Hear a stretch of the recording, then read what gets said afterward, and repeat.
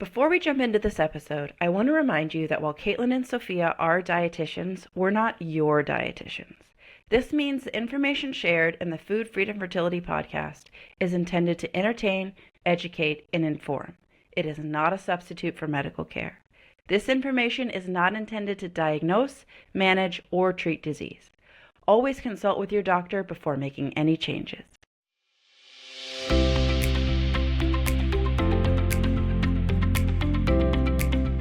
Welcome to another episode of Food Freedom and Fertility. I am Caitlin Johnson, and you've got me as a solo host today, but don't you worry. Do you see another smiling face on the camera? We have another gal who has lived her own infertility story and a female founder and creator of, I'm going to let her describe it all, but essentially an at-home insemination kit, and it's really the first to market like it, and it hopefully will be to market soon. But I'm going to go ahead and introduce Dr. Jennifer, and hopefully I'm going to have you say your last name first because I didn't do that before we hit record. Yeah, no, we're going on 38 years of no one being able to pronounce it. So that's why I go by Dr. Jen. But yeah, my last name is Hintzshe. Hintzshe. Okay, so it's way easier to say than spell.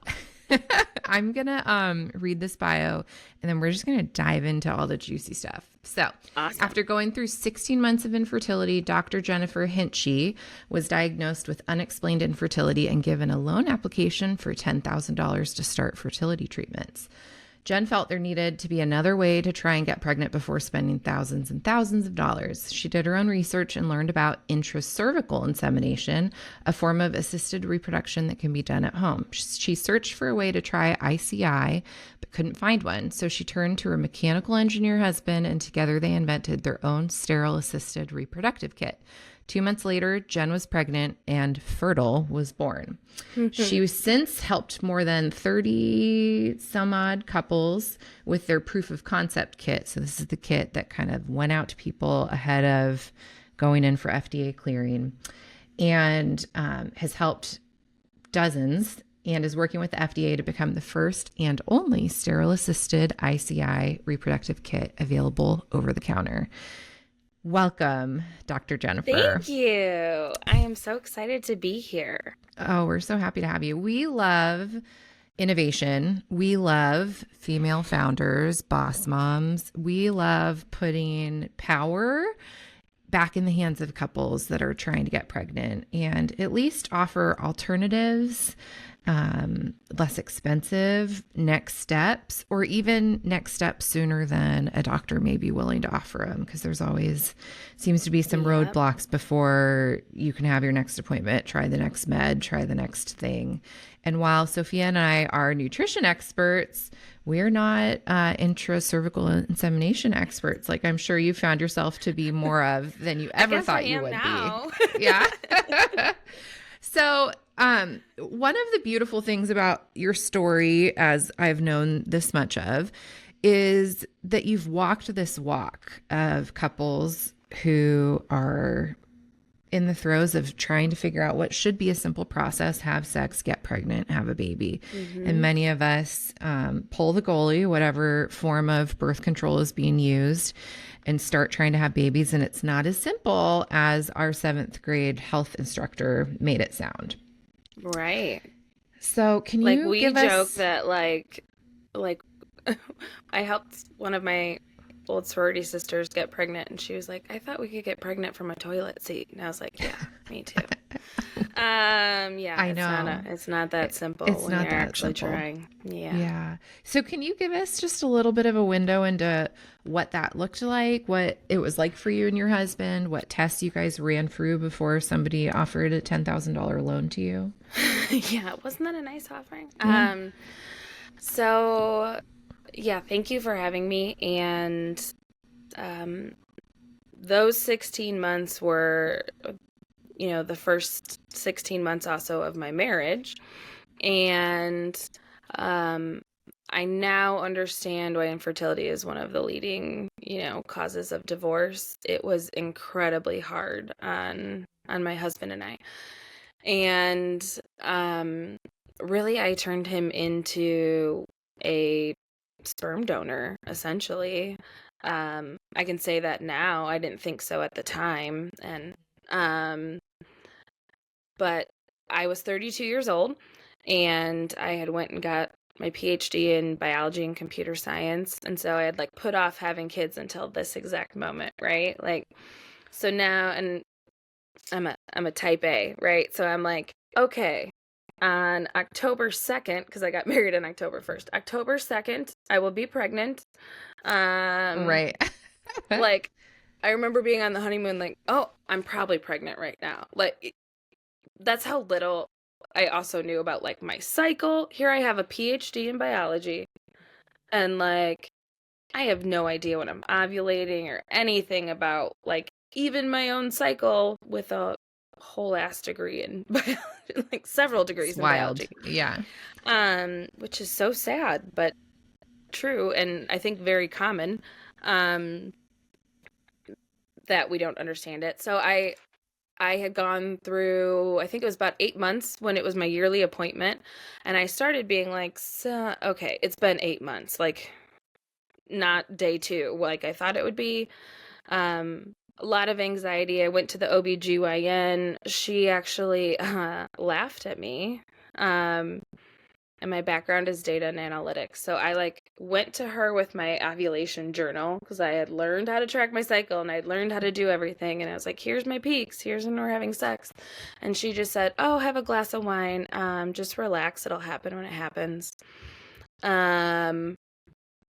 Worst Totally advice ever. pacifying. Yeah.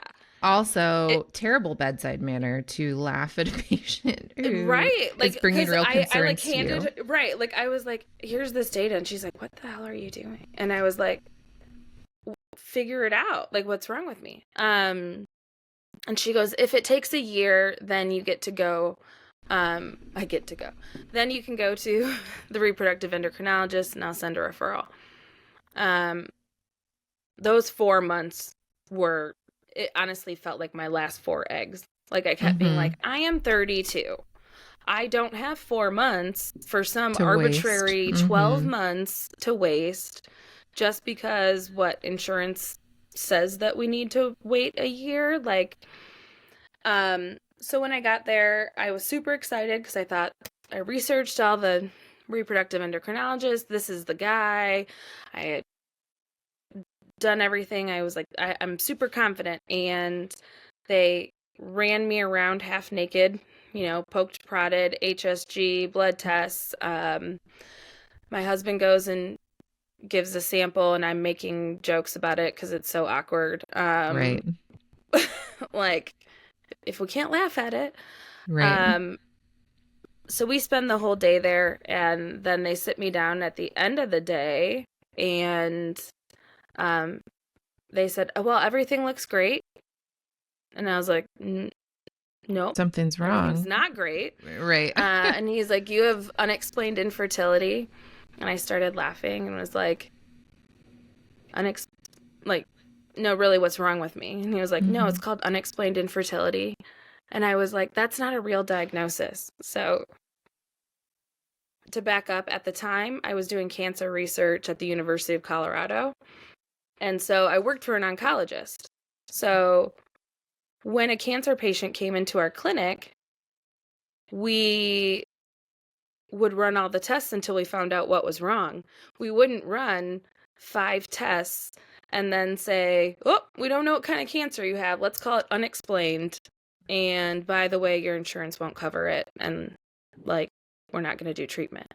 So like when you think about it, when it's another disease, like that would never happen at an oncologist. So I just couldn't believe that that was actually a diagnosis. And then they handed me the loan application. And my husband was like, hey, we have a plan. This is great. Like, we're going to be parents. They're going to figure it out. I go, why would we pay $10,000 when they don't know what's wrong with me? It's one thing if you're going to offer me a solution and you know the problem, but you're offering me a solution without knowing the problem. And that just never made sense to me. You're basically asking me to pay you to be an experiment. Right. And I was like, I'm not taking like a quarter of my salary at the time to like try based on what? And that kind of, until then, I was very passive, I want to say, in my journey, as far as like, I'll do what the doctors tell me to do because I just want to have a baby. And then I was like, nope, you did all these tests to bill my insurance and you don't know what's wrong and you don't care enough to, not that they don't care or there isn't enough tools out there for them to figure out what's wrong. So I turned off like all emotions and I put on my Dr. Jen research hat and was like, I'm going to figure out what the hell's going on in my own body. And so with all this somehow testing, I talked my husband into it. with all this testing, they did an HSG. So what that is, for everyone who may not have already listened to some other episodes where we talk about this, it's essentially like an ultrasound that a dye is put into your uterus, and then we're watching for it to go through the fallopian tubes and spill out into like the cavity that holds those organs in. And they also look for other things. It's a little bit more easier to view things like polyps and other things. They can oftentimes take a tissue biopsy. It's more than just having an ultrasound that they do intravaginally. They're actually going through your cervix and can visualize some things a little bit more. So, that's often a next step when we do like an initial battery of tests of hormones and things, and we're not like, oh, here's a smoking gun. This is the thing. And so it's kind of like what a reproductive endocrinologist would do in an initial workup, right? Yeah. So they did that. No polyps, no fibroids. Tubes were patent and open. Everything looked great. And hormone-wise, did they do thorough testing like at different points in your cycle, or did they just do beginning points in your cycle? And I do want to point out that this was now 5 years ago. Yeah, my daughter's about ready to turn 5, so almost 6 years ago. There have been a lot of changes since then, like more thorough hormone testing.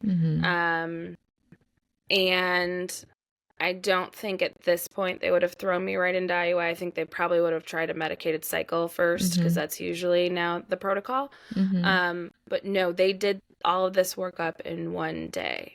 So they took one time point.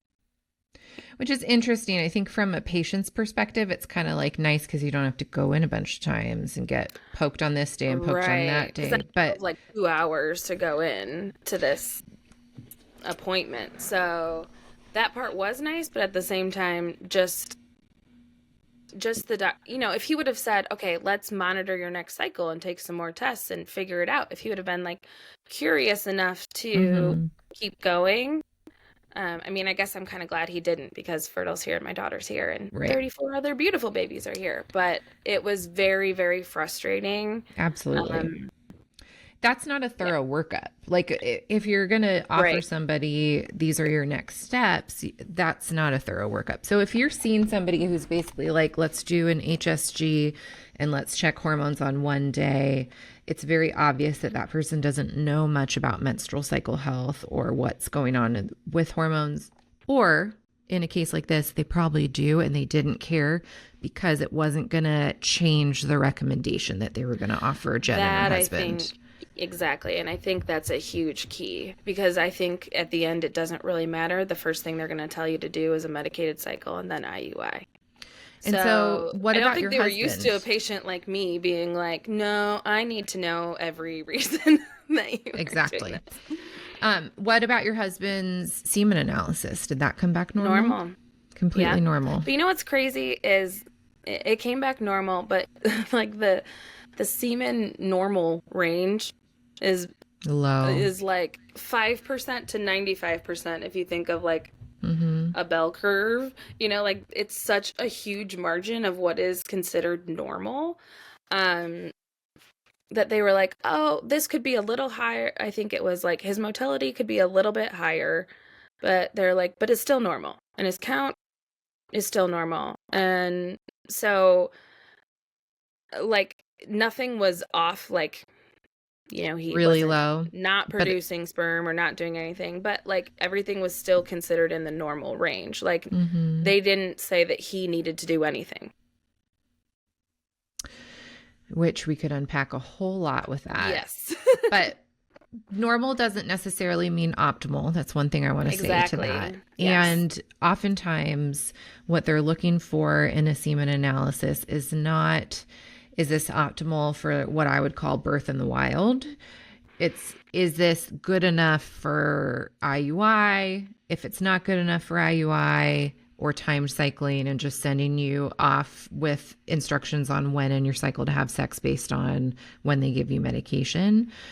And if you can't like qualify with the quality of sperm in the semen analysis, then they're looking at, is there enough? Is it good enough for us to try and do IVF? Right. Which has very different parameters than somebody trying to get pregnant in the wild. So that's something for people to know. But so you left that appointment and you were like, here comes my research brain. What did you dive into? I was pissed off. Yeah. Like someone was like, oh, were you sad? I go, no, I was angry. Yeah. Like, and especially I think my husband was like, oh, because he knows I like to plan things, right? So he was like, we have a plan. And I was actually going to speak about cancer research. I was visiting like 3 countries about a paper we had done, and I was going to miss the first cycle. So I printed off, I had a 24-hour plane ride to Korea. And so I printed off like every research paper that I could get my hands on, which is surprisingly little. The amount of research that's done on sperm, on the other hand, is like so much. It's kind of crazy. But I used the plane ride to like dig into all this research, and then I started finding out about intracervical insemination, that when it was done sterilely in the clinic had the exact same live birth rate as intrauterine insemination. And you don't need the sperm to be washed. It's just an inch lower. It's not invasive. And I thought we could do this at home. Why did no one offer me this, though, in the clinic either? That's when I got more pissed off, because I was like, if there's this whole option that's less invasive, has the same live birth rate, same success rate, and we could do it ourselves, why is no one offering me this? Why don't I know about this? Again, like, just being totally mortified myself that, like, how do I have a PhD in biology and not know any of this stuff? You know, like, and would later go on to find that people just don't know. But at the time, I'm like, oh my, this is embarrassing. How do I not know about any of this? And I'm like, no, now I know that no one offers you this. Right. So my husband, who's a mechanical engineer, I was like, hey, I think that if we do this ICI and we can make it sterile, just like in the clinic, that we could save $10,000. But I was like, also, let's give it a shot for 3 months, because that's what they wanted us to do With the an IUI IUI for. Mm-hmm. And so I talked my husband into, can we do this for 3 months without taking out the loan? And I don't know, but somehow he said yes. And we made, our first version of the kit. Didn't work the first month, but the second month, we found out that my daughter Lois was on the way. What a sweet And name. it was a total of 16 months. And it was, Wow. I still have the pregnancy test. It was after so many months crying and failing. It's January 11th of 2018 is one of the happiest days of my life when I saw that second line for the first time. That's so amazing. It's like a day you have known on the calendar. It was 7:02 in the morning. Yeah. and I spent a fortune on pregnancy tests. I mean, she told me she came in early and let us know she loved data. So let's not be surprised that her mind is held on to that. So right. That's how incredible, first of all. And this was the first prototype for Pherdal, and you had your first success story, Lois. What was that like emotionally for you? You said that you had been angry, and then when you had tried ICI and it had worked, joy, elation. What else came up? A lot of, well, I think anyone who's, kind of been down this road of infertility, joy and elation, and then immediate anxiety and panic. Like, I didn't think I could be, I still remember I like sat down and was like, can I stand up? Can I move? What food did I eat today? Like, I felt so fragile because we had waited so long for this beautiful miracle and I didn't want to screw it up. Um, so yeah, it was my whole pregnancy was really a lot of anxiety, but also I learned that I could advocate for myself so much better. I think your mom instincts kick in pretty early there, but I called the reproductive endocrinologist and said, by the way, I'm pregnant. And he was like, how did you get pregnant? I go, I have a story for you. But they monitored me still for the first 12 weeks. And then, yeah, she was born in September. So Amazing. So they monitored HCG, did ultrasounds for heartbeat, did they check yeah, progesterone or any other? yeah. So they put me on progesterone like the first day. They basically were like, okay, if you have a positive test, I drove into Chicago and got progesterone and drove back. Supplement, suppository, oral? Suppository. Okay. And I didn't know why at the time. I obviously know much more about all of this now, but so they put me on progesterone. Then I was driving in for blood draws to get my HCG levels, and then I got, starting at 6 weeks when you can hear the heartbeat, I got weekly ultrasounds, which is awesome. Gave me some like sense of sometimes people relief. will call that a TLC plan, where it's like it's extra, it's for your brain, it's to help with anxiety, it's to give you peace that things are moving forward. And I've seen it go both ways. I think sometimes it's like more anxiety provoking, but on the other hand, especially if somebody's really struggled to get pregnant or had a lot of losses, having more information that today things are okay can help the day be more bearable. And I think Dr. Jen brought up a huge point that is very underserved, under discussed, under prescribed, which is therapy and support mental health in the fertility journey while you're pregnant, in the postpartum period, especially when pregnancy has been harder to obtain. There's just so much more to unpack, and things just living in our subconscious that we don't even realize have kind of taken root, and thought patterns that are there. I love that you brought that up. You gave me goosebumps a little bit, 'cause I honestly never talked about my infertility going through it. And in the last year, I've spoken on stages with a big sign that says I am infertile behind me, which would have been my nightmare. And the reason Pherdal's here today and I'm sitting getting to talk with you is I credit my therapist that I started seeing while I was pregnant, with helping me get through a lot of that stuff, because infertility doesn't stop when you get pregnant. People think it does. It doesn't. Like, even when you actually have your baby, like, those scars are still there. And the interesting thing about the trauma in infertility is, like you lose a loved one. That happens with that loved one once. And there are things that come up, like the first birthday, the first holiday, that make it harder, and every day is hard. But the thing about infertility is every month, it's like you're kind of reliving the first part of the trauma, like over and over again when your period comes, or when maybe you have a bunch of chemical losses and you get positive pregnancy tests, but that's not exciting for you because that usually is the beginning of another period of grief. And there's no perfect way to get support. There's not one support that works for everyone. but we need to do more for support. And I don't think I personally realized how much I had struggled until my daughter arrived. And then that's when the anxiety really hit me with my first.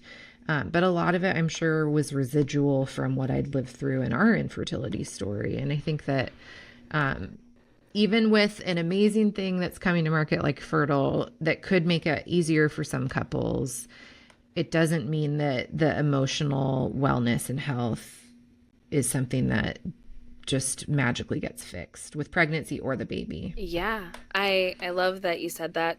Actually, we're partnering with a couple of reproductive endocrinologists. We have OBGYNs that are on our medical advisory board. And the doctors that I have carefully interviewed and chosen and who want to work with us and we want to work with them are people that know it's about 50% a medical issue and 50% mental health. And that those go hand in hand. And, just if anyone needs a push that's listening or watching, asking for help, especially mental health help, is one of the strongest things you can do, even though it feels very weak at the time. And like you said, there's no right way or, some people like a therapist or a group or an anonymous, support system, but reach out because it's really hard. And I went through so much of it by myself, thinking I was the only one. And I just look back and wish that I would have reached out to safer spaces, and the key is safer there earlier. Because sometimes when you tell people well, we're going through infertility, they'll be like, oh, just, Relax. let it happen. Or like your OB said, as if right. just relaxing and so, works. Right. Relaxing has never made a baby. Just finding those safe pockets where someone goes, that sucks and I'm sorry. Mm-hmm. And doesn't try to offer you, advice, solution, or just lets you feel the feelings. Those are safe spaces. So yeah, I love that you brought up that mental health angle. So let's learn more about what Pherdal is. So can you describe maybe the difference between what intrauterine and intracervical, is that how you say it? Yeah. Insemination is? Yes, I could nerd out on this all day. So intrauterine insemination is they go in, they wash the sperm, and essentially what that means is they pick out the best swimmers and concentrate them, and then they eliminate a lot of the extra fluid because it can actually cause prostaglandins can cause you to have a reaction to them. So they then take that washed sperm sample and they go through your cervix into your uterus and deposit the semen. And the main goal of that is you get sperm closer to the egg. It's done in a sterile environment, and you have much better chances then compared to, for example, time sex.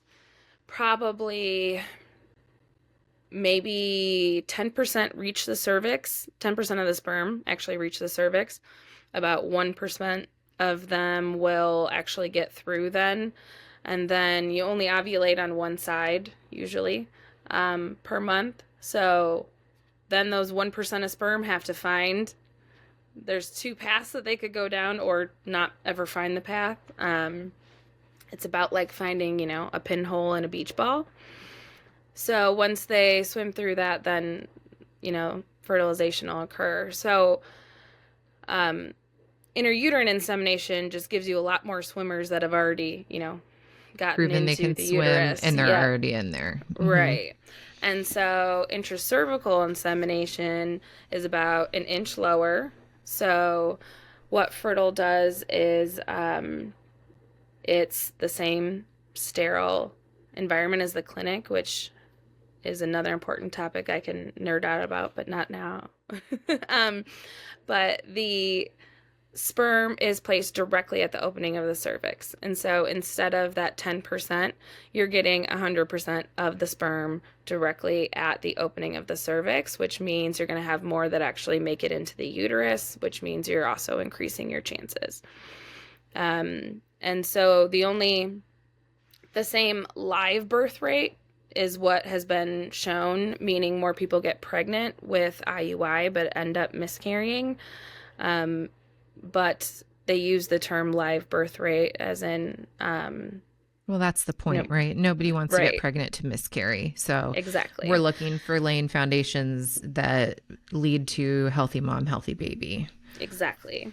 And so it has the same exact outcome. And yeah, Pherdal offers you a way to do it. It's honestly like so simple that I was just mad that it didn't exist.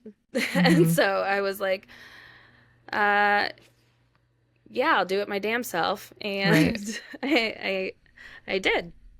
I think a lot of people get to that point with their fertility journey where it's like, okay, I'm not being offered something that I can attain. Maybe it's an affordability issue. Mm-hmm. I'm not being offered something that maybe jives with my personal values, religious beliefs, etc. I'm not being offered something that my partner is on board with. I mean, there's a huge piece of all this. Even though pregnancy happens in our bodies, we have another human we're building a family with, and their views and values matter as well. So I've seen so many women get to a point where it's like, I can't do what's offered next, or I did do it and it didn't work. And so now what am I left with? And then that self-advocation and self-reliance has to go kind of into like a hyperdrive, because it's like, well, this didn't work and I'm moving towards this goal. And so how else can I get there? And you seem to be offering much earlier in the process an alternative. So in your mind, when you think about Pherdal, which maybe you could spell for everybody because they're probably hearing fertile and they're Googling it and not finding it. So Pherdal is spelled Pherdal. So it's pronounced fertile, but it's spelled with a PhD because that was what I used in order to become fertile. So it's my tongue-in-cheek way of being like, I felt like I was branded with the word infertile. And then I was like, nope, I proved I am fertile, so I'm going to spell it my way with I love my PhD. That. So, yeah. I love that. And to what you said, there is, to back up, there is a lot to be said about the other people that are involved, even though it's like all consuming to you. And one thing I've learned is like my husband and I, we had everything we needed, like the ingredients to make a baby. But you think about like the LGBTQ community, they might not necessarily have, like available sperm. They might be paying for sperm. And so I've come to learn, sperm can cost up to like $3,000 to $6,000 a try. So it just adds an extra layer. I feel like I didn't know cost and complexity. Right, of cost and complexity, and then getting insurance involved. And so, yeah, it's a very consuming process. Totally. So where do you see Pherdal coming into the market and being like, this makes the most sense? I'm sure we could draw out 100 different stories of where it could enter. But if somebody is initially trying to get pregnant, obviously they recommend trying to conceive for a certain period of time, because for most couples that works. And then there's this other subset of us where it didn't work and we got kind of pushed down a different process.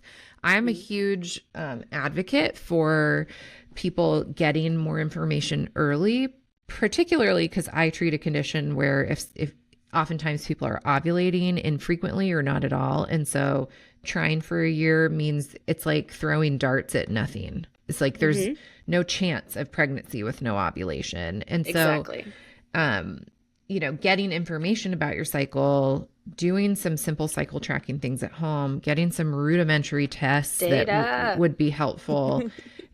can inform a lot of like when something like this could be a good next step. So before you answer that question, we're going to take a break and hear from one of our sponsors. And then when we hop back, we'll dig into that.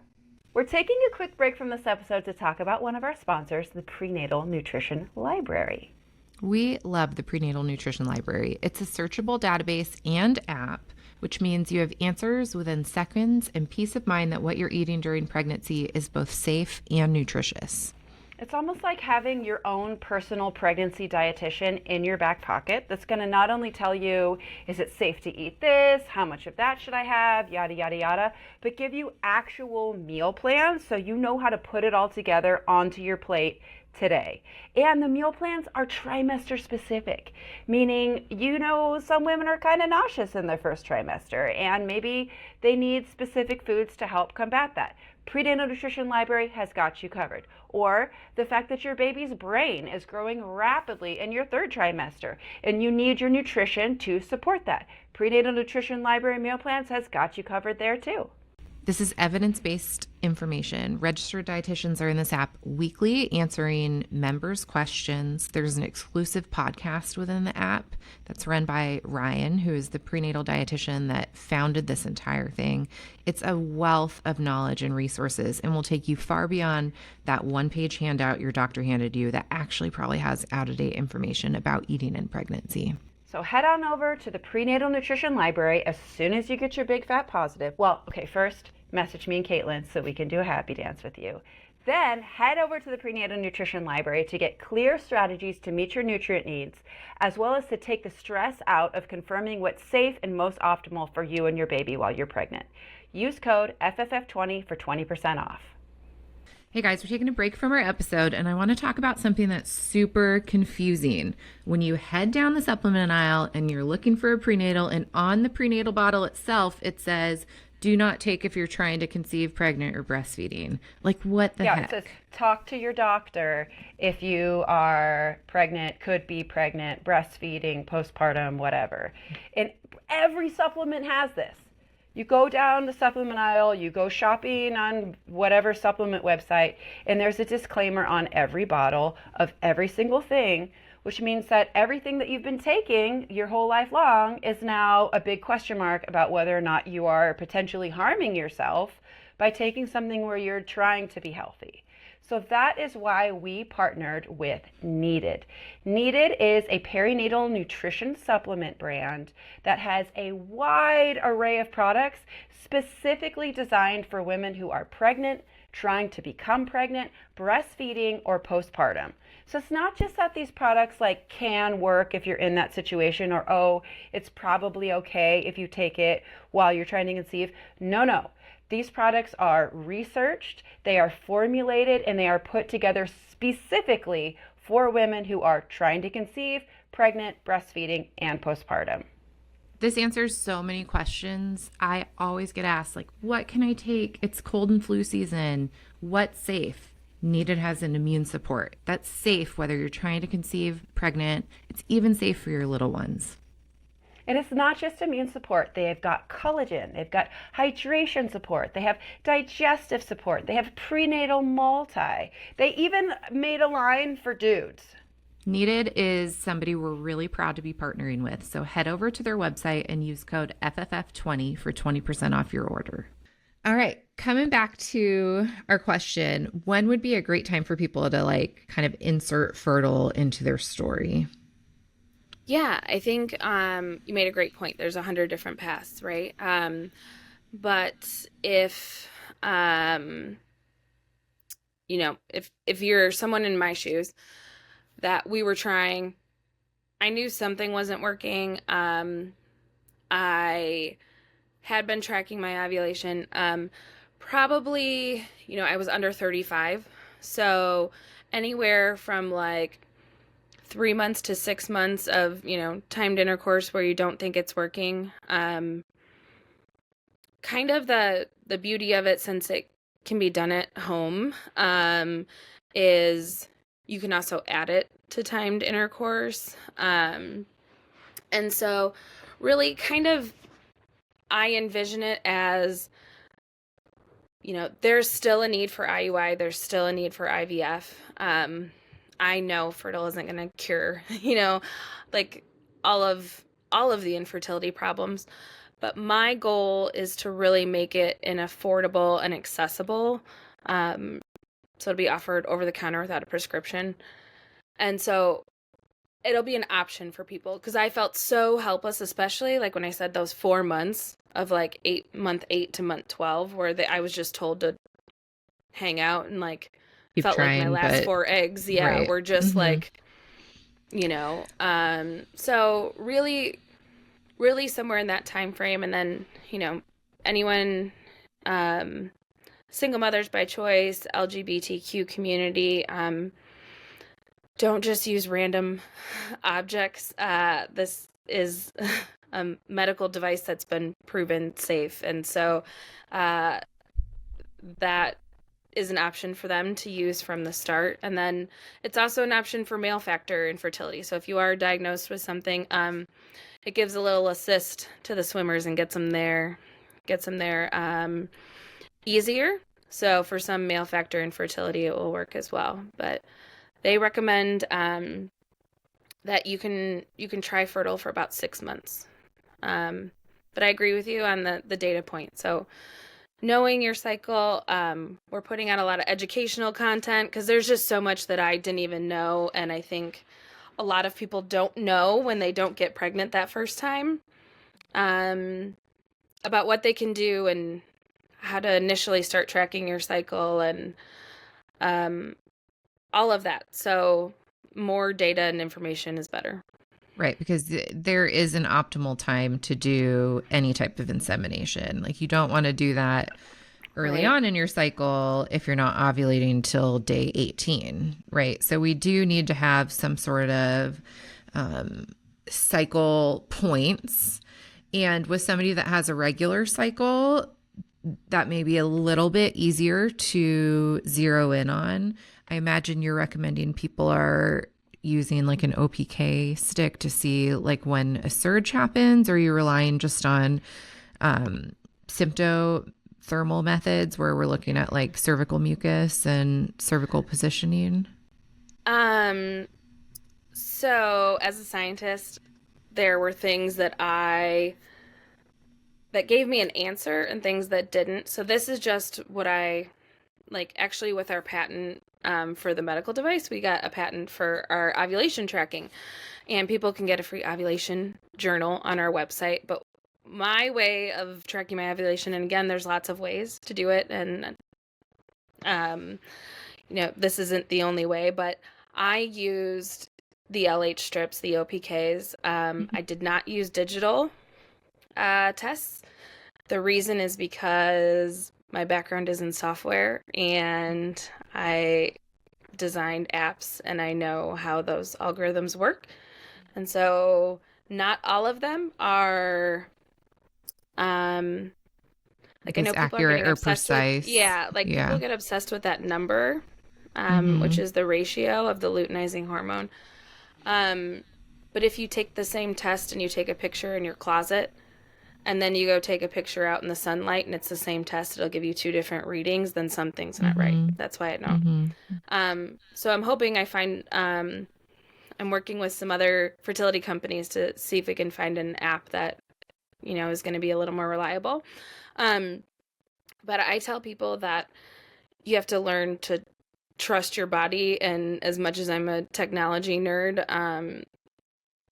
actually taking your OPKs and putting them on a sheet of paper and seeing the line get darker, and then seeing, where your actual surge happens, on one piece of paper will give you data that like you can go back and look, and then checking your symptoms. I could never figure out cervical mucus. I'm just gonna be I was like, I dug around it. I was I don't know what is happening. I then found out I had a tilted cervix once I was giving birth. So there was a reason why I couldn't. So that doesn't necessarily always work for everyone, but if the more things you can do to test, the better. One word of caution is the basal body temperature. Is the most accurate method, but it's also the most difficult to take. Well, so and some it people, doesn't predict ovulation. it doesn't predict ovulation. So your goal would be to inseminate right before ovulation, I would assume. So normally sperm can live 5 days, but so with Pherdal, you actually have 3 attempts every month. So Okay. I recommend the day before your surge. So again, you need to be tracking and kind of at least know when it's coming up or what it looks like. So the day before, the day of, and the day after. Because once you you actually ovulate ovulate, like what? yeah, Within 36 hours of the surge typically? yeah. So you'll ovulate around, I say 24 to 48 hours, but 24 hours is usually after your surge. And that's when Hmm. the egg is released, and we want the sperm there To to be meet the there egg. already. Hmm. And so really like once you see the surge, a lot of people go too early. But once you see the surge, then the egg is released, and then you want to inseminate. So 3 days in a row is what we recommend. But again, we always encourage working with your healthcare providers because everyone's a little bit different, but that is kind of the standard that we've seen success with. So you do day of surge, day after surge, and then the third day. Day before, day of Day surge, of and day and the day after. after. Okay. And the day before is more of a, the sperm can live 5 days, so that kind of gives you like a window. But I think in a lot of us that are struggling, probably the sperm isn't lasting 5 days. But I also, it gives you like, in case that you are late or in case you're early, those 3 days, it gives you Kind a of much gives you better chance. coverage. Hmm. And So I that's interesting. also, Do the kits come with enough to inseminate 3 times? yeah. So each kit comes with 3 syringes and 3 jars that are sterilized and individually wrapped. And then my other tidbit that I don't know, I hope that we someday are able to do clinical trials on this because, again, science nerd. But I say that if you can, depending on your schedule and, what your family looks like, to do it at night. And the reason why is those swimmers have to swim about 50 laps in an Olympic-sized pool. And everyone tells you to relax during infertility. And if someone else told me to relax, I wanted to, yeah. But I tell people to put on like a stand-up comedian or their favorite movie, or one of our moms had like her husband do like a Ross impression from Friends because that's like what made her like die laughing. And the reason is when you're laughing, you're releasing endorphins, and endorphins help make you relax. Like naturally without someone telling you. And then when you're sleeping, you're at your most restful state. So, doing it at night, making yourself laugh and get some feel good hormones in, and then sleeping, like don't get up and pee, don't just hang out and sleep. Like that's what we have just found the most success with. Interesting. And so we're collecting a sample of semen and then using a syringe. And no lube. And no lube. No lube, no saliva. Using a syringe to gather it and then place it. Is that all happening within a short period Like of an time? hour. Okay. So we say to use the sample within an hour.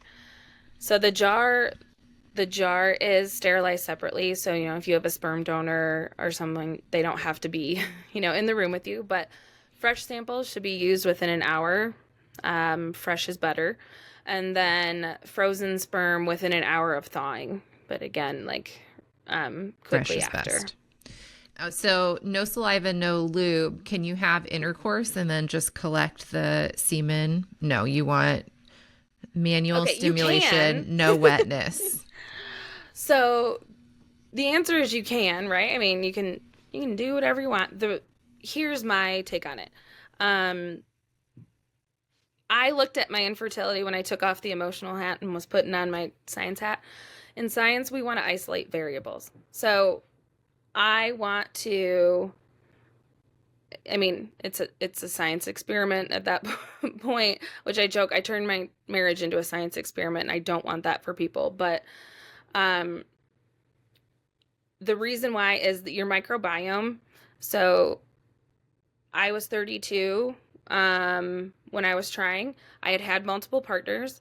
Um, every partner that you've ever had leaves a little piece of their microbiome inside of your vaginal reproductive microbiome. It could be off kilter and you would never know it. There's no symptoms. You don't have an infection. You don't have anything. But that could be causing, for example, an acidic environment that's killing sperm before they even never get there. And so saliva, for example, has amylase, which is an enzyme that breaks down carbohydrates, which are part of what's in the semen sample. So anything we can do to like eliminate variables, and let's just try to get the sperm closer to the egg in a really safe and sterile environment, that's what we want to do. So it is a little like, ooh, I use humor to make it like to have the conversations with my husband, because it wasn't necessarily like, I mean, it got a little awkward, but really what we're trying to do is get the sperm there and get it there safely and sterilely and give ourselves the best odds. And so that's what we recommend. Obviously there's some people who they need to use lube. I will tell you though, now that we're going through FDA testing and all the things I'm learning, those tests on the lube are just that they don't hurt more than usually like 30% of sperm. So they don't actually help, which I think is a misconception. It's that they kill less sperm than a normal. Interesting. Mm-hmm. What else have you found in this whole FDA clearance thing that you're like, never did I ever think I was going to know about this? Well, 3 weeks ago, I had my dad teach me how to use a forklift, and then I had to rent a forklift and get pallets of you have to get sterile medical grade boxes because they're going to be arriving at people's doorstep, and we need to prove that they're going to arrive there sterilely. And so I had these pallets of boxes. You know, our company is me and my husband and a few people doing sweat equity, and I didn't know you had to have like these medical grade boxes that could withstand like a 75-pound dart. That was interesting. So yeah, I had a forklift and we're putting boxes into my garage that I'm excited to be able to start packing when we can hit the market. A lot of things like working with reproductive endocrinologists, some good and some bad things. So there are some reproductive endocrinologists who are just so good at the patient side of things. And there are some that, you know, trust your gut when you go to that first appointment if you end up going to find someone you work with. Yeah, I found out a lot, you know, a lot of different viewpoints. Being, you know, a heterosexual woman, like a lot of, for example, we took a lot of feedback, like our collection jar for our proof of concept kits was square. People that wanted to purchase sperm or needed to purchase sperm, they were like, I'm spending thousands of dollars. Why can't I get every last drop of the sample? It's like getting caught in like the square edge. So our go-to-market kits are rounded jars, and then the syringe actually pushes all the way through to so it's like flush with the end, and like is designed around the cervix to fit the cervix. So we've done a lot of like that kind of feedback that I've learned just from other people like willing to share their story. And I think I also learned that I thought I was just like this idiot who, I thought I was this idiot who like missed all of this like basic knowledge about my body, but really nobody's teaching it. No one's teaching it. And so we have a lot of people now, like I started offering consultations if people want to like talk with me about their journey and ask any questions. And so I started realizing that everyone just feels so like dumb. They don't want to speak up. And so I tell them I had a whole ass PhD in biology and didn't know any of this. So if you think you feel dumb, imagine, you know, how I how I feel going through this. And so yeah, it's been a lot of lessons learned in the last, I'd say 18 months as we have been trying to get this out there. But so what is like best case scenario? Things move as they should, and when will you hit the market in a best case scenario? Best case scenario tomorrow. No. Best case we're undergoing all the testing. So when we first got people pregnant, we learned that I actually went to the FDA and was like, hey, is this how I should be doing this? And they're like, oh, we've never had like an over-the-counter assisted reproduction kit that's ever been legally marketed in the US, but we're looking for someone that wants to take that on and do it the right way one time. And I gladly raised my hand because I was terrified of doing anything wrong. And so we learned that process was going to cost roughly $1 million. We crowdfunded about $600,000, and right now we've paid for all of the testing that is needed, which is insane. I'm so grateful we're doing it because I get to, you know, say we're proven that, you know, we're not cytotoxic for different things. So then the timeline gets a little messy because we don't know.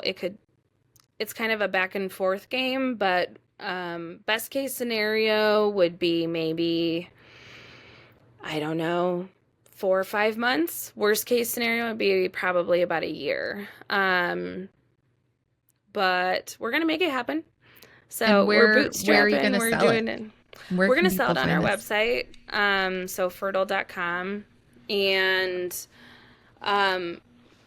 you know, hopefully we can scale. So we're going to be the first over-the-counter assisted reproduction kit that's available. So I'm hoping eventually, you know, we can get into a Walgreens and a CVS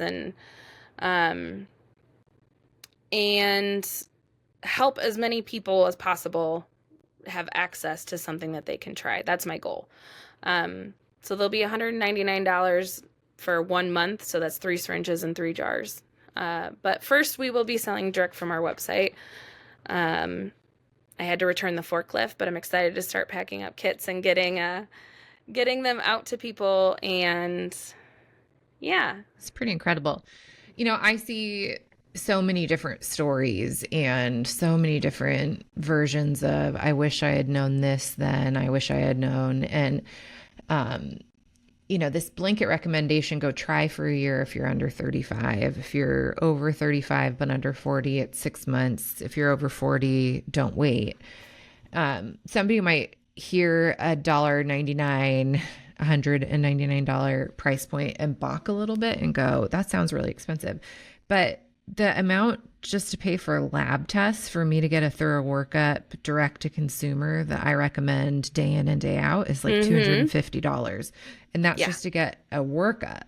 That's not any supplements. That's not any of the other things that I'm going to recommend. And so if somebody has an ability based on data to say, this is when I ovulate very regularly, or I'm in real time checking this data, which is what I think both Dr. Jen and I would recommend to people, is we want real time data points in the cycle that you're planning to inseminate.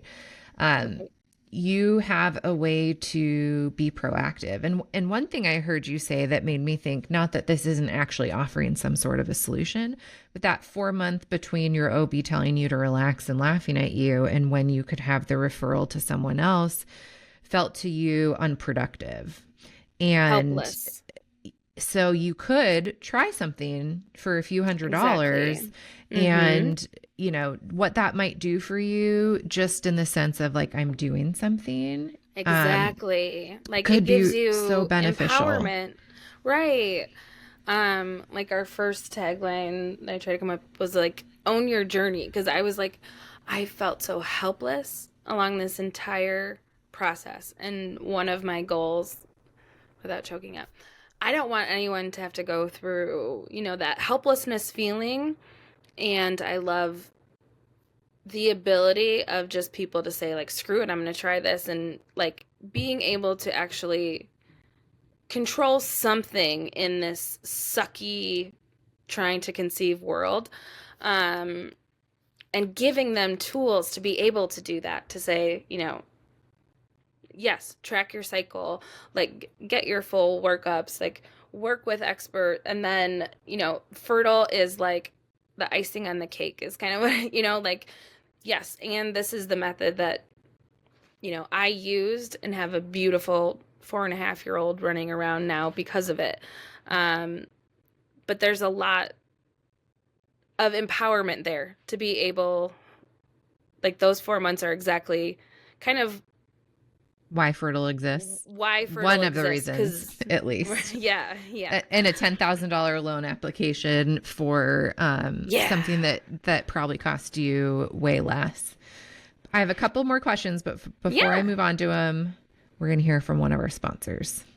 We're taking a break to talk about our sponsor, Fertility Cloud. In working with hundreds of you ladies, we have noticed a problem that has come up. I know it's come up for me, Caitlin. It's come up for your clients as well. And that is not only finding a doctor who is going to know how to help you, but one that wants to. We have a lot of issues here, and sometimes getting a simple blood test or actually getting a medication or talking to someone who's actually an expert in fertility can not only take an insane amount of time, but it can feel like you're fighting your doctor. Yeah, or you're playing like Russian roulette to get in front of somebody who actually cares.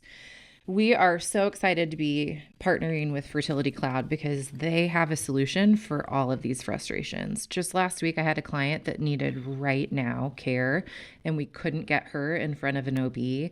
And she got a same-day appointment with Fertility Cloud and spoke to a reproductive endocrinologist and had a prescription that she needed in her hand hours later. This is a solution that our industry desperately needs, and we are so excited to present to you. So if you're in a remote area and you have to drive 4 hours to go see a doctor, or if you've been to multiple doctors and none of them seem to really listen or really care or want to take an approach that works for you, start up with My Fertility Cloud. My Fertility Cloud has provided us a link, so check it out in the show notes. That will get you $25 off your first visit with one of their providers. All right, welcome back. So a couple other questions that came to mind as you were just chatting about, and we were kind of talking back and forth about where this could enter in to somebody's fertility story, is you have 2 children, right? Mm-hmm. So Lois, and then who's the other one? Zach, aka Michael Phelps. Okay, he's a swimmer, or he looks like Michael swimmer. Phelps. No, I never even had my period. Like, I was the person that I despised going through infertility. Yes. Yeah, I get that. Who was like, I just got pregnant and I don't know what happened. I used to like, I mean, of course you're happy for them, but I would secretly be like, oh, come on. Like, right. I'm holding my 3-month-old going through infertility. And so my husband and I are like, great, we want 2 kids. And we actually, the day I found out I was pregnant with Zach, we had talked about other options of building our family. We wanted 2 kids, but we had talked about, maybe seeing what adoption would look like or fostering, because I put our marriage through so much. And then I'm like getting my 3-month-old out of the car and I like turn over and I'm like, ugh, and puked. And I was like, I haven't felt that way, but you're so tired and whatever. And so there came Zach. We thought that we would use Pherdal for the second time, and so we joke that my daughter had to get dropped off at the pool, but Michael Phelps, he just swam all the way. So I never even had my period, so I didn't know that I need to be ovulating. Then we didn't think it would happen naturally. You probably just got your And clearance to have sex from your OB. yeah, yeah. And so I had a C-section with my daughter, and then his placenta grew on my C-section scar. So my uterus ruptured. So he was born 8 weeks early. Everyone is fine and Wow. healthy now, but my kids are 380 days apart. So they Nearly are Irish twins. Almost Irish nearly twins. almost 15 days past the mark, but yeah, they Wow. are. I Yep. feel So like you get that. Like you get like there shouldn't be a distinction there. You were just in, yeah, you know, some weird, different alter reality. Well, that's amazing. yeah. I mean, the group that's listening to this with secondary infertility is having the reaction that you Yes. just described. It's like, it's not that fucking easy. But Yeah. I do see with at least the condition that I treat very often, second, third, subsequent children are a little bit easier to conceive. And it's interesting, just a couple things that I thought of while you were chatting earlier. Somebody who doesn't produce a lot of cervical mucus may not get all the benefits that cervical mucus provides. And so when I'm hearing you describe, like, it was kind of hard for me to see as much, like I had to poke around and I wasn't getting that much feedback. That can tell us a little bit about a cycle, estrogen levels, but that also impacts the pH of the uterus and what can grow and the viability, how far often you're sperm can checking get it. up. And Yes, so much. And so I almost wonder for the crowd that's listening to this that says, I'm one of those people that I don't think I make as much cervical mucus, and you can make some without ever seeing copious amounts come out, like on toilet paper or even doing like an intravaginal check. But I wonder if somebody in a similar boat would be a likely candidate that this might be more helpful for, because you are helping more sperm get closer to that source of cervical mucus and where they can get through the cervix. And Right. it just made me kind of think of that, like this vital sign that we see in menstrual cycles and different things that are observable for some.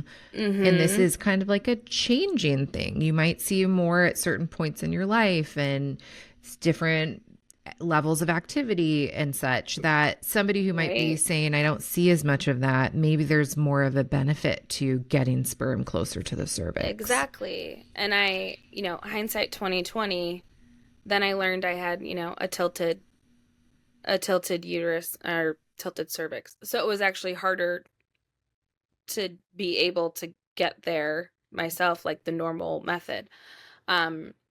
Our second fertile mom, her name is Tessa Mills. She was a stranger on the internet.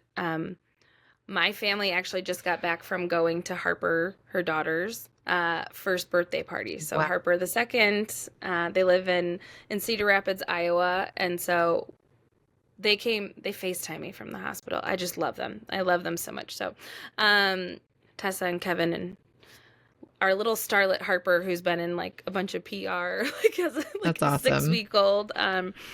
But so her and Kevin's story is so much like mine.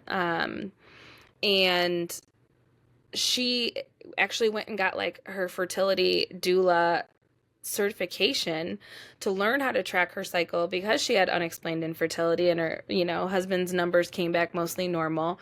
And she could track her cervical mucus, and so she actually teaches people how to do that. And so even though, our stories are very similar, like that method worked really well for her, where for me, I had to go to like non-digital LH testing and like tracking that way, because there's a test line and a control line and I could figure it out. So it just goes to show you too that there are different methods and different ways. And I mean, she's like the cervical mucus queen. Yeah, I couldn't ever do that. Yeah. You could pick and choose from them based on things about your story. For instance, with PCOS, a lot of times one of the reasons why it's hard to predict ovulation or ovulation doesn't happen is consistently high LH levels in some women. But other women with PCOS don't struggle with that. And so when they see an LH spike, it is predictive of ovulation coming.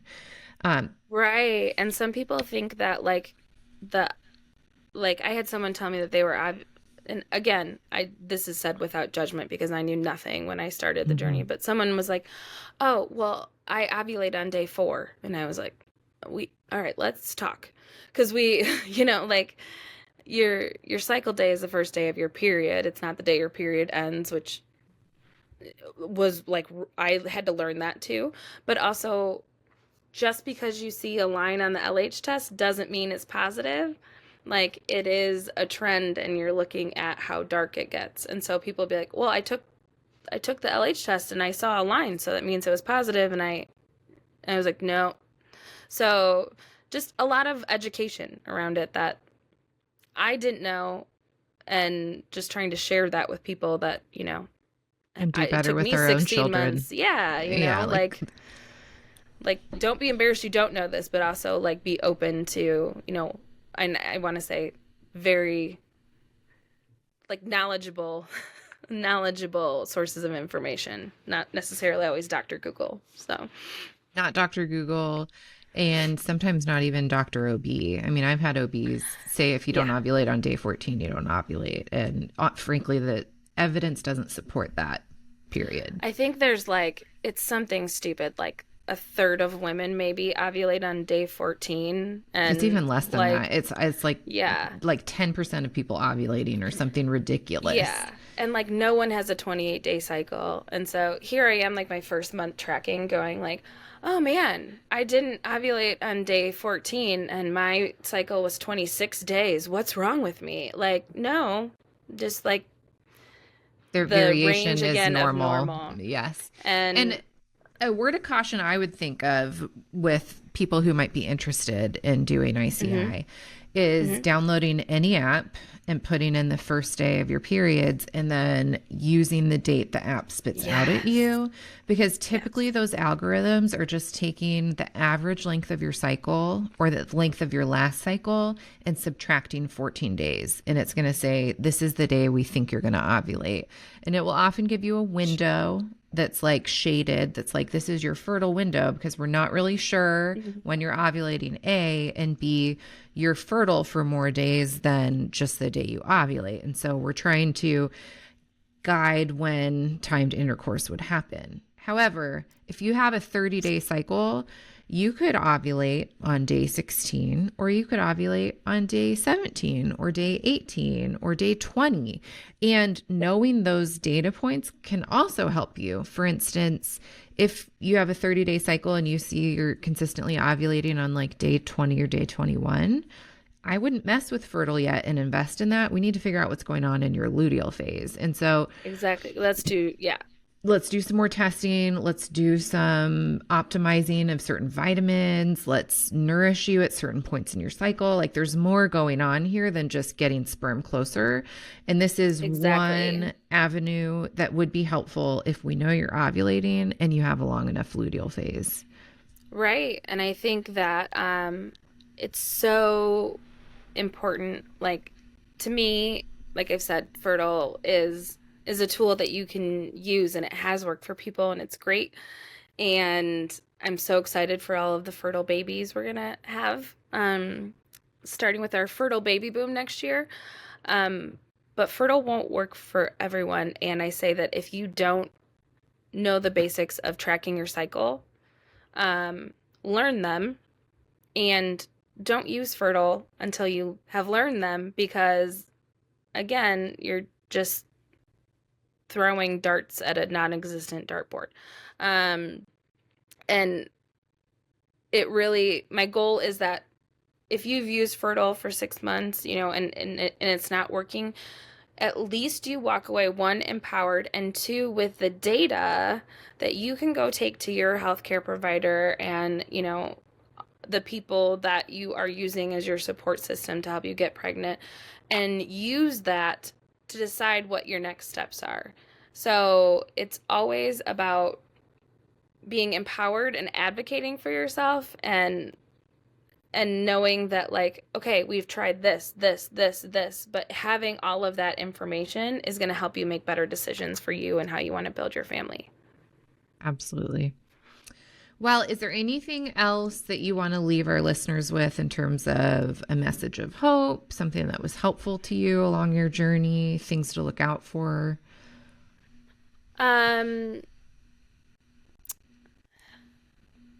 It sucks. It's okay for it to suck. Find safe spaces that you can talk about it. I didn't realize how much was, still with me, and it still is today. Like when I start talking about, I can talk about specific days where I just sat on the toilet and cried. So find those safe spaces that you can connect with someone who gets it. And yeah, I just look forward to hopefully being able to help people have something they can try before going and taking out loans and going down that, expensive journey, which some people still need to take. But I'm trying to offer people now, kind of while we're in this waiting period, they can have consultations with me. We have an ovulation workbook. We have a free ovulation journal. So if you're looking for a safe space, I'm happy to provide one.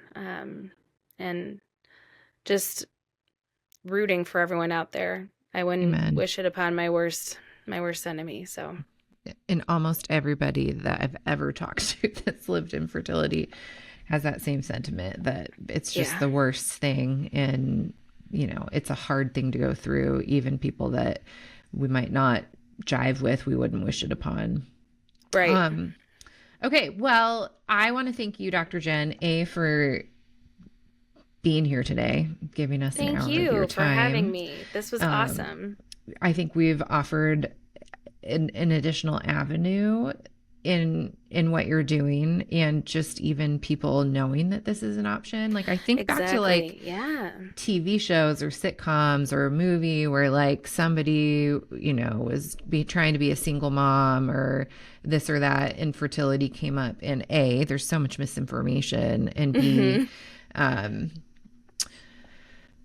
it's just painted in such a way that is not really the real journey that people are living. But in one sense, I feel like, there was the semen on the counter that Jennifer Aniston or somebody was about to use. Yeah. It's like, in another way, it's kind of like, oh, wait, that thing I saw on the TV could actually be an option for me. Right.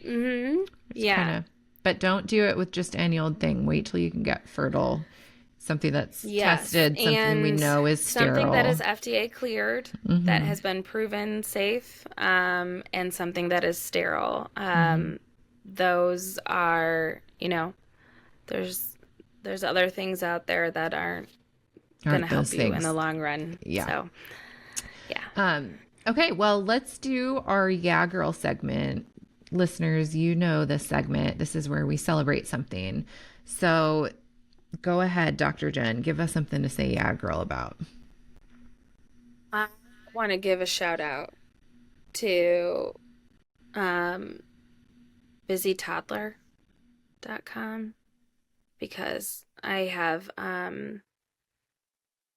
been trying to navigate starting a business and doing that. And yesterday, she's like, write the letters on a construction paper and go have your kids hide them and bring them back to you.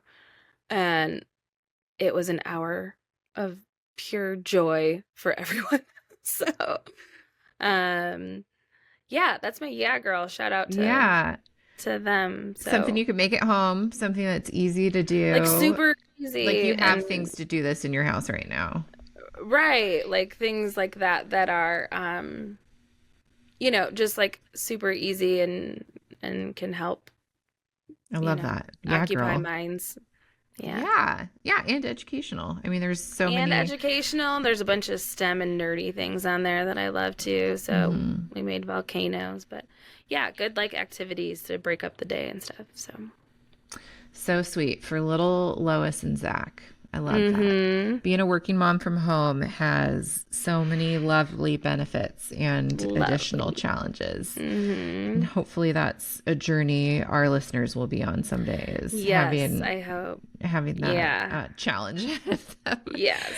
Okay, well, my yeah girl today is,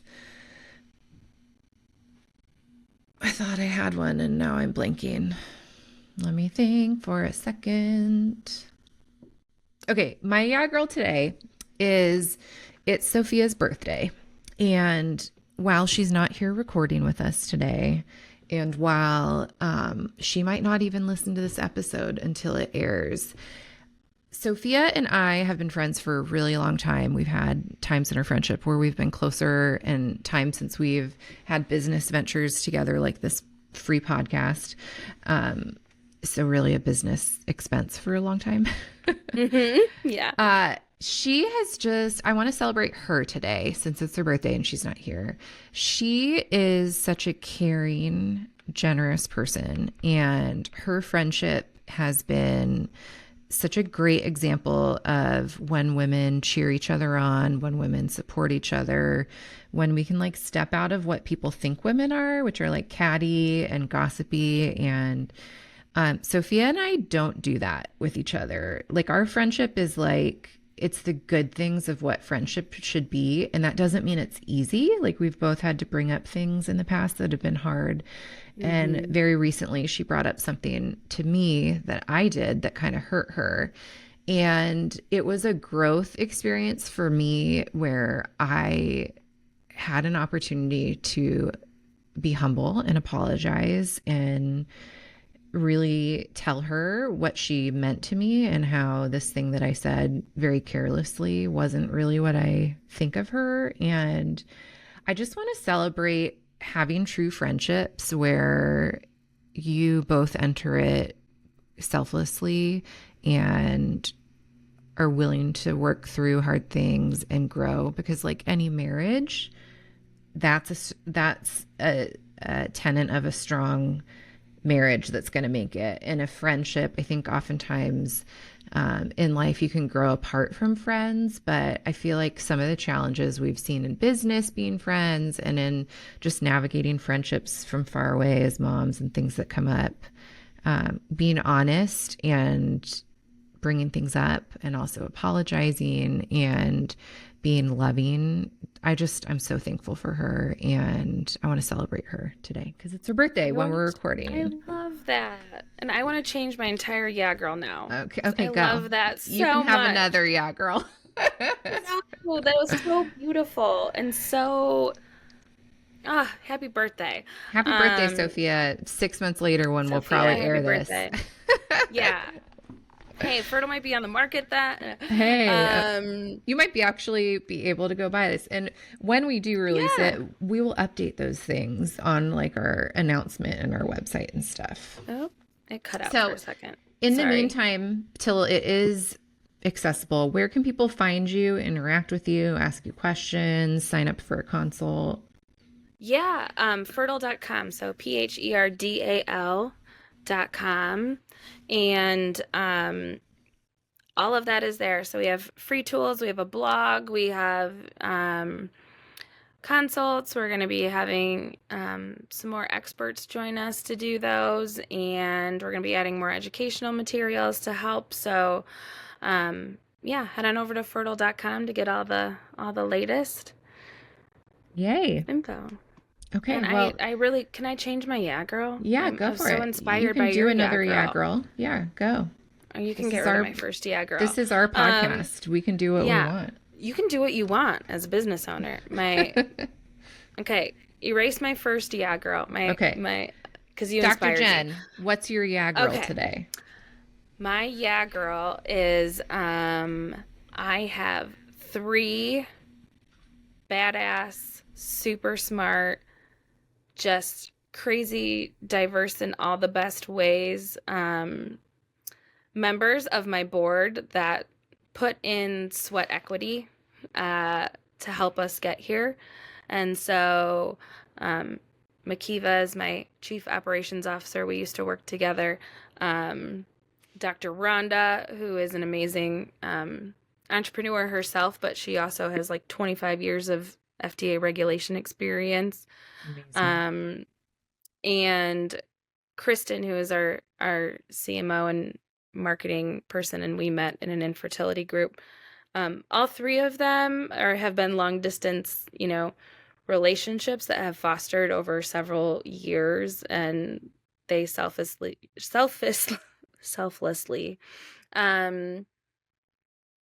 just wanted to help me and join the board, and they deserve their own yeah girls. Amen. Yeah, girl. Yeah. Yeah, ladies. I'm so grateful for them. So yes. I don't know if this is like a getting older or not, like competing for a spouse. Well, no, it's there's like something that happens when you grow up and you're like, I need these people. They're not my competition. And why did I ever feel that way? I think that like a lot of times we're pitted, or, I grew up playing sports. One person wins, and I don't know if I'm just getting old, but like everybody can win, and you don't, like having those people that are willing to have those tough conversations with you, and, and wanting you to succeed for no other reason than wanting you to succeed, and it doesn't take away from you succeeding. Like that's just like the best, like hang on to those people, even though it might be easier sometimes to walk away because they might say like, Dr. Gent, why the hell did you do that? You hurt my, whatever. Right. But if you can pause and grow from it, man, that is a friendship you want to hang on to. Amen. I totally believe that.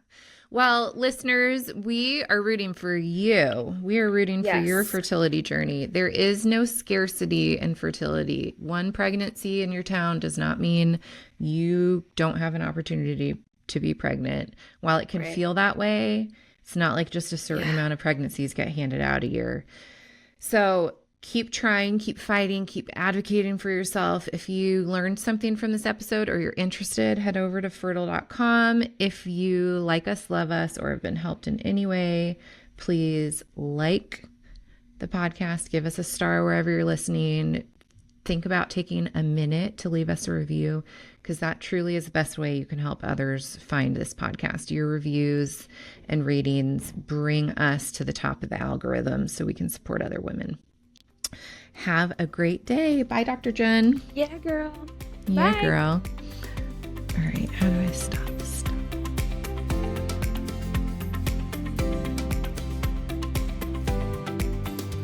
Hey, it's Sophia. If you love the show and want to continue your health and fertility journey using our resources, head on over to foodfreedomfertility.com for show notes, links to products and services, information about our guests, and our newsletter.